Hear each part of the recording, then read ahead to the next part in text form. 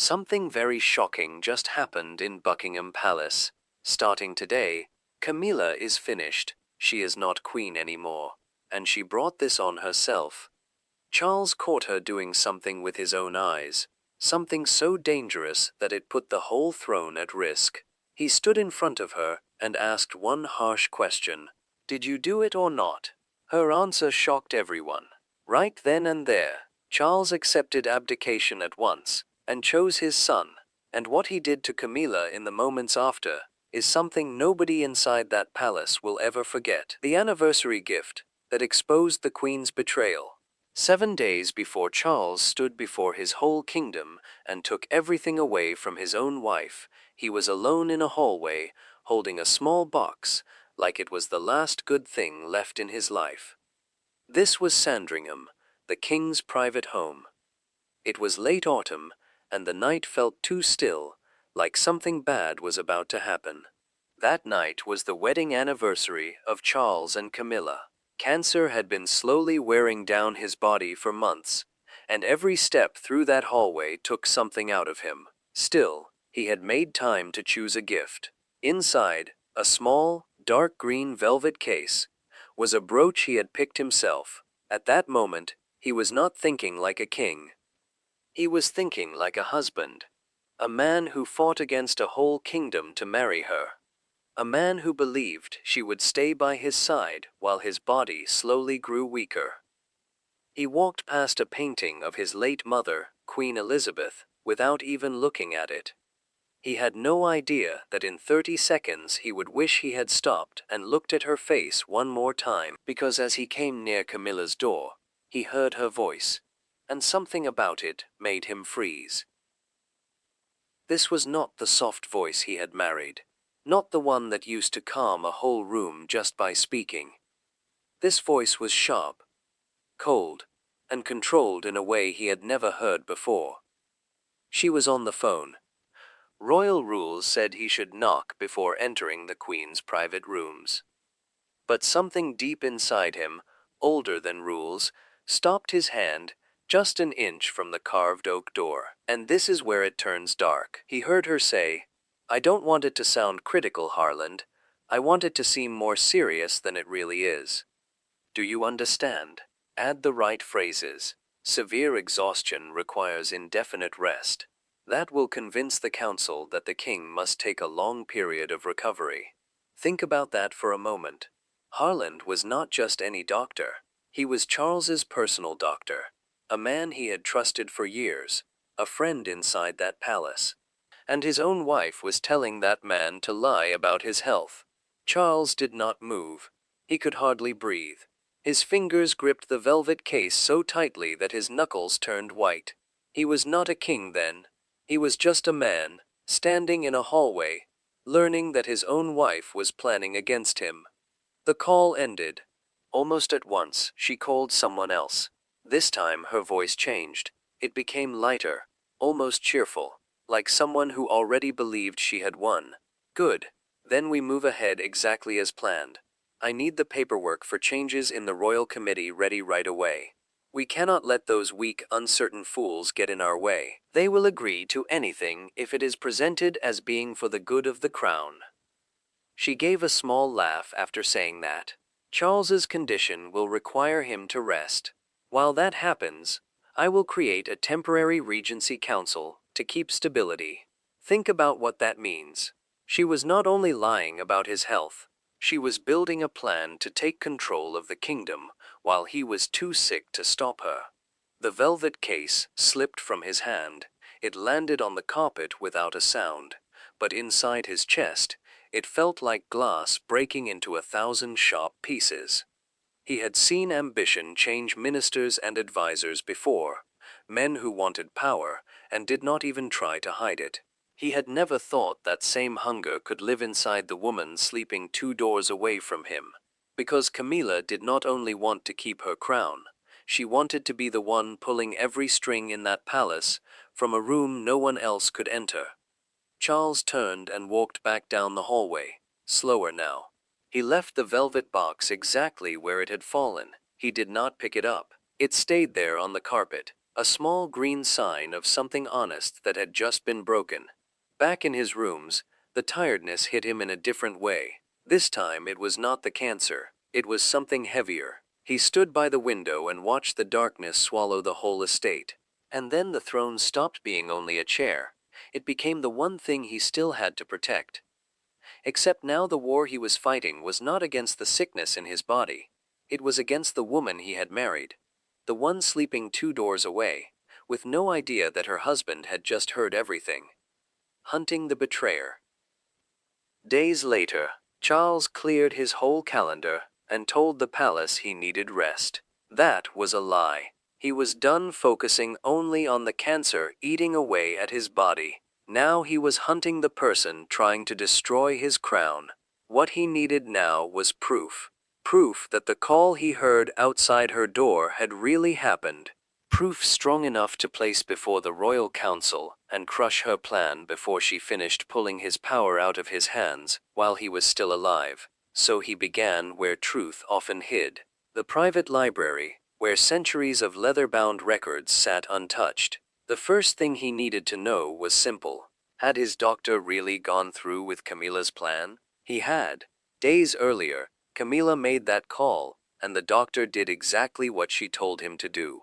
He wrote a new report and sent it to the royal council, the group that decided whether a sick king kept his power or lost it. And it was terrible. It said Charles was falling apart, severe decline, nervous exhaustion. It called for indefinite rest and intervention. On paper, the king looked finished.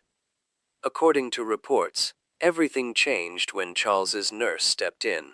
She gave him exactly what he needed, without even being asked.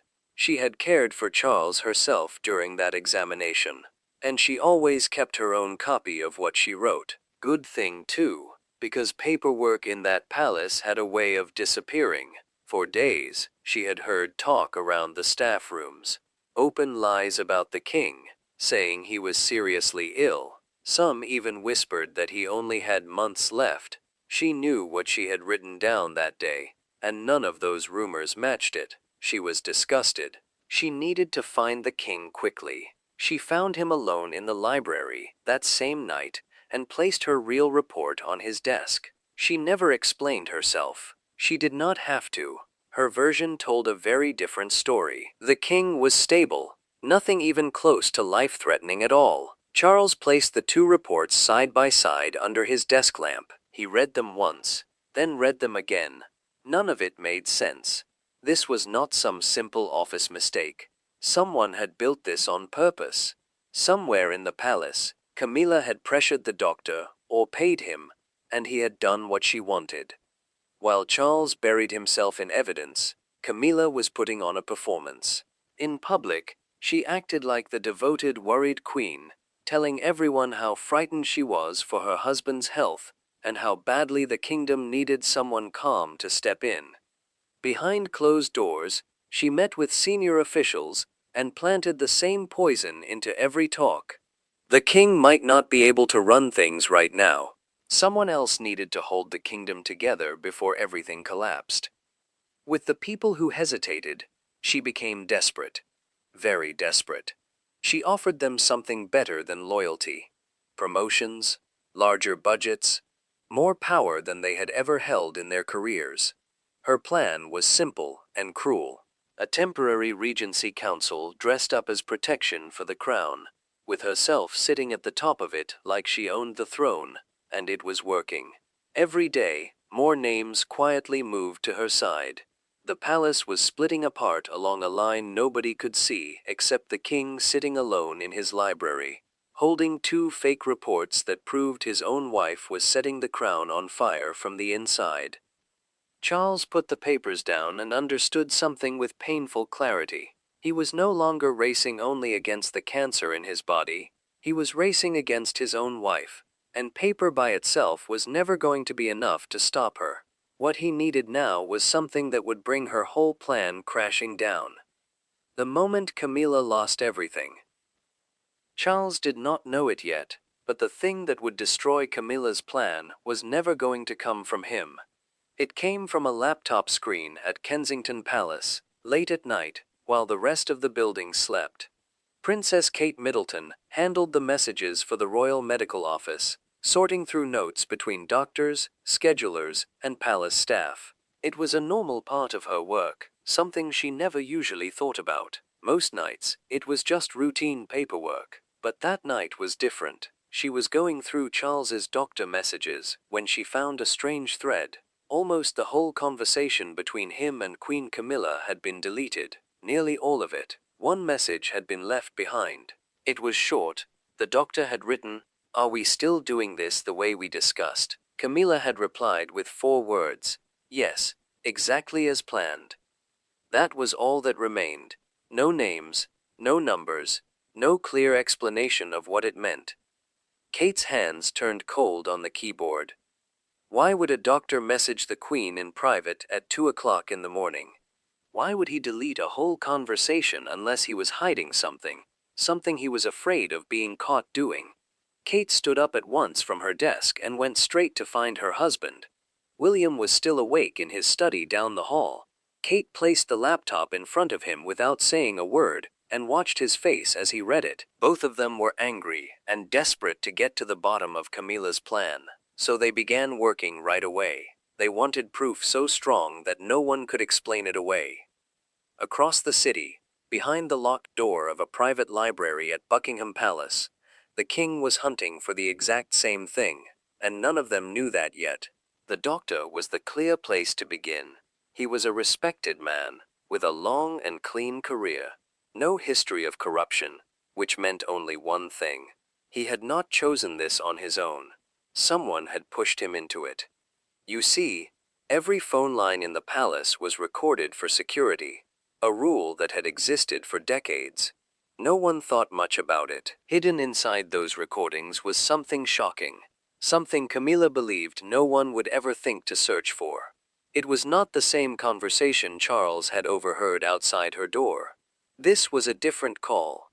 One of many calls Camilla had made to Charles's doctor, and the system had saved every single one.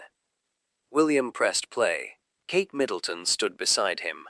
Their hearts were beating fast. Neither of them was ready for what they were about to hear. In the recording, Camilla calmly told the doctor to make Charles's body sound worse than it really was. Worse on paper, worse to the council, bad enough that Charles would be quietly pushed out of every room that mattered.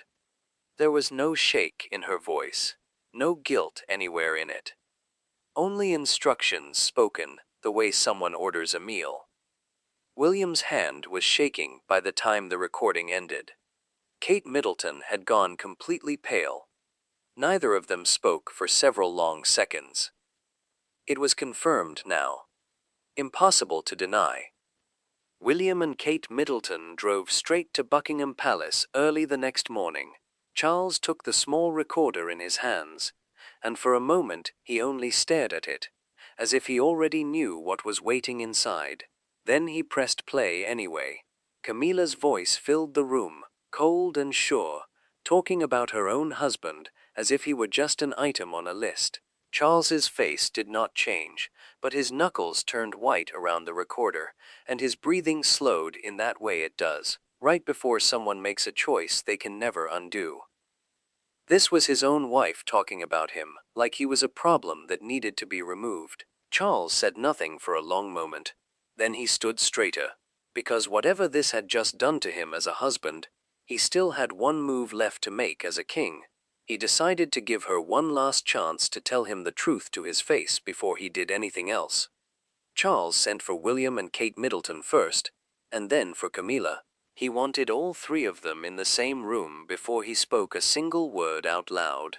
They met in a small private sitting room at Kingsmere Palace, the kind used for family talks, that no one else was meant to hear. No staff, no advisors, just the 4 of them.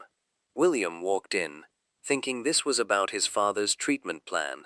Maybe it was a talk about slowing down, about stepping back from public duties for some time. He had no idea what his father was really about to do. Camilla walked in last, calm and put together, already smiling at William as if this were just another family meeting about Charles's health. She had no idea what was waiting for her either.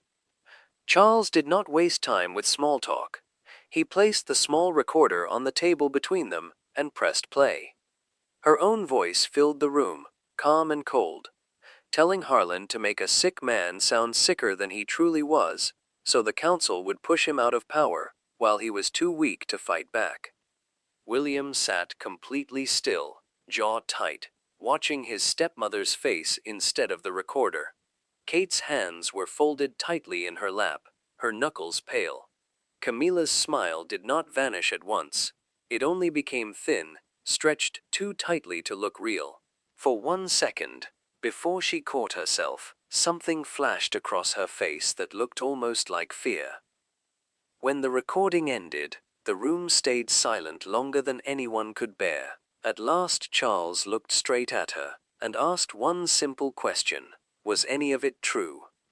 She tried the same trick she always used: a small shrug, a soft sigh, acting hurt, as if she were the one under attack. She called it a misunderstanding. She said her actions had come from worry, nothing else, and tried to suggest that someone jealous of her position had twisted the story to drive a wedge between her and Charles. Charles did not allow that to stand. He told her plainly that he already had the false medical report in his library, and the real one beside it, and that William and Kate had found this same recording on their own, weeks before he had brought it into this room. There was nothing left to misunderstand. Nobody in that room believed a single word she said, and for the first time she could see that truth on every face looking back at her. Her denial, smooth and practiced, fell into a room that already had every answer it needed. That was the moment Charles understood there was nothing left to save here. No regret in her voice, no fear, only calculation. Still working, even now, even after being caught. He told her plainly he was done waiting for an apology that was never going to come. What he did next shocked everyone. Charles turned to his son and spoke the words that had been sitting in his mind for the first time out loud. He was stepping down, effective immediately. The throne would pass to William. Charles knew his body was truly failing him. Cancer was wearing him down, whether anyone had faked a report or not. In just the past hour, the king has delivered a personal message about his experience of cancer. And on some mornings he could barely get out of bed without help. That alone would have been enough reason to step back one day. But now there was something heavier sitting on top of it. He no longer trusted his own judgment the way a king needed to. Learning that the woman closest to him had spent weeks planning his removal had cracked something inside him that was not going to heal quickly, and he knew it. And beneath both of those reasons sat the one that mattered most to him. If he waited, holding onto the throne while his body kept growing weaker and his trust in everyone around him kept falling apart, he would be handing William a kingdom already split down the middle. He wanted his son to begin fresh now, before any of this had the chance to spread further than that room. William did not move for a second, as if the words needed time to fully land before he could respond. Kate Middleton reached over and held his hand under the table. She softly said, "We will be fine." Then Charles turned back to Camilla. He looked straight into her eyes and said it clearly. It was over. Every title she held was gone, effective that same night. For a moment, he looked at her like he was staring at a stranger wearing his wife's face. Camilla's calm did not break slowly. It shattered all at once. Her eyes widened, not with fear, but with something closer to shock, because she had prepared for every version of this except one. She had never imagined that the move could come from her own husband, the man she had always believed she could still control. She tried to speak. Her lips shook, but nothing came out except his name, Charles. Then she turned to Kate and reached for her hand, as if that still meant something between them. Kate Middleton pulled her hand away and turned aside without saying a word. William did not say anything either. His jaw was clenched so tightly it looked painful, and he stared at her with a stillness that was worse than yelling. The kind that told her exactly how much he hated her without saying one single word. No one in that room comforted her. No one made it softer. For the first time in years, Camilla felt small. The way she had felt decades earlier, long before any of this, before the crown, before the power, before any of it had ever been hers. Charles made one thing clear, before anyone left that room. None of this was to leave those four walls that night. No staff, no statements, no leaks. The formal papers would be prepared quietly over the next few days, signed in private, and for now, as far as the rest of the world knew, nothing had changed at all. One by one, they stood up and walked out.